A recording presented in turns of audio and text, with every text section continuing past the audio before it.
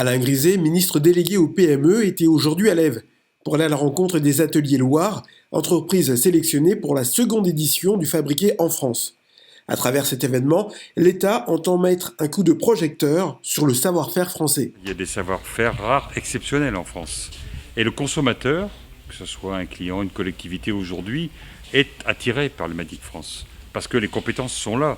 Et parce qu'au bout du compte, le Made in France, c'est aussi garder les savoirs, avoir des salariés sur le territoire. Et au bout du compte, c'est bénéfique pour tout le monde. Et on voit bien que cette crise sanitaire terrible, au bout du compte, a renforcé le Made in France. On voit bien qu'au bout du compte, cette exposition organisée par le président de la République à l'Élysée, nous avions 126 candidats à retenir, on avait 2300 postulants. Et donc, en réalité, il y a beaucoup de savoir-faire qui ne sont pas identifiés suffisamment, mais qui sont une chance pour la France. Fondée en 1946 par Gabriel Loire, l'entreprise artisanale est restée depuis lors familiale. Famille endeuillée par le décès il y a 3 jours de Jacques Loire à l'âge de 88 ans. L'artiste verrier avait été distingué de l'Ordre des Arts et des Lettres en 2001. Le ministre a salué sa mémoire. On voit bien d'abord qu'il y a une tradition familiale très forte. Jacques Loire, qui vient de décéder jusqu'à ces derniers moments, a souhaité de cette entreprise.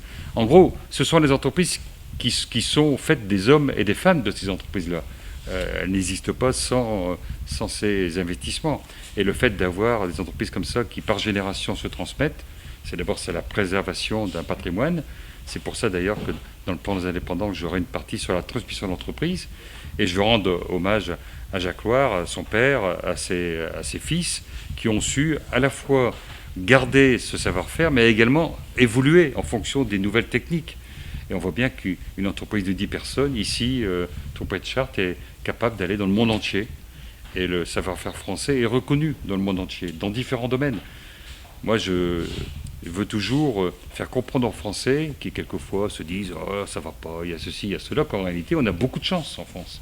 On a beaucoup de chance, on a du patrimoine, on a de la culture, on a des savoir-faire. Et je crois qu'il est temps maintenant de montrer ce qu'on sait faire, d'être fier de ce qu'on fait et de pouvoir le porter partout dans le monde.